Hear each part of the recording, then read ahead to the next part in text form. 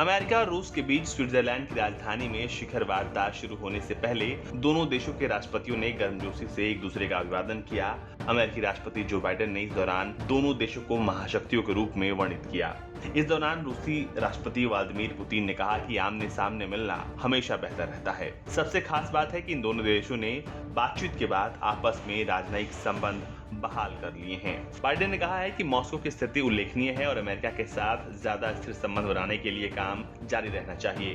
Biden ने America और रूस को विश्व की दो महान शक्तियां बताया। पुतिन के साथ अपने शिखर सम्मेलन की शुरुआत में बाइडेन का रूस को महान शक्ति इसलिए कहना अहम है क्योंकि वे पहले मॉस्को को क्षेत्रीय शक्ति के रूप में बताते रहे हैं। बैठक से पहले बाइडेन से रूस के बारे में 3 सवाल पूछे गए।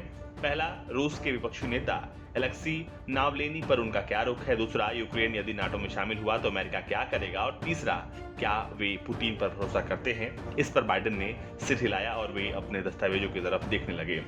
बैठक के दौरान दोनों नेता गंभीर होकर एक दूसरे से आपसी और वैश्विक समस्याओं पर बात करने लगे।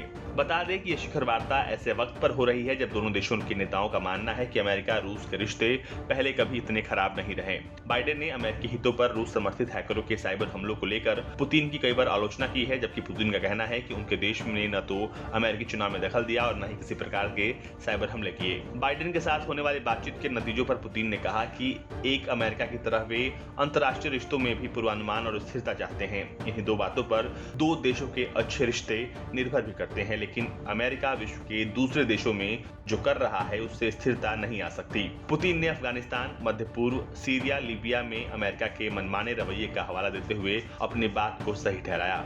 रूस में विपक्षी नेता एलेक्सी नावलेनी से जुड़े मानवाधिकार के मुद्दे पर पुतिन ने पलटवार कर पूछा कि क्या अमेरिका में सियासी विरोधियों से निपटने के लिए कोई कानून नहीं है। आपको बता दें कि यह बैठक 2 सत्रों में हुई। बैठक का पहला सत्र 93 मिनट तक चला। इसके बाद 45 मिनट के बाद 65 मिनट का दूसरा सत्र चला। इसके बाद दोनों नेताओं ने अलग अलग प्रेस वार्ता की। दोनों नेताओं के बीच ये बैठक जिनेवा के लेक साइड विला में हुई। ये बैठक ऐसे समय में हुई जब दोनों देशों के रिश्ते बहुत बुरे दौर से गुजर रहे हैं। रूसी राष्ट्रपति के साथ बैठक के बाद बाइडेन ने कहा कि दोनों नेता दो ताकतवर देशों के बीच संबंधों के प्रबंधन की एक अलग जिम्मेदारी साझा करते हैं। ऐसे संबंध दो स्थायी और उम्मीद के मुताबिक हों। बाइडेन ने कहा कि हमारा एजेंडा कोविड-19 से लड़ाई समेत अमेरिका की अर्थव्यवस्था को पटरी पर लाना, दुनिया के साथ संबंध फिर से स्थापित करना और अमेरिकी नागरिकों की रक्षा करना है। बाइडेन ने कहा कि जहां हमारे मतभेद हैं, मैं चाहता हूं कि राष्ट्रपति पुतिन ये समझे कि मैं जो कहता हूं वो क्यों कहता हूं और जो मैं करता हूं वो क्यों करता हूं, और हम ऐसे कदमों को लेकर किस तरह प्रतिक्रिया देंगे जो अमेरिका के हितों को नुकसान पहुंचाने वाला है। मैंने राष्ट्रपति पुतिन को बताया है कि मेरा एजेंडा रूस के खिलाफ या किसी अन्य के खिलाफ नहीं है, ये अमेरिकी लोगों के लिए है।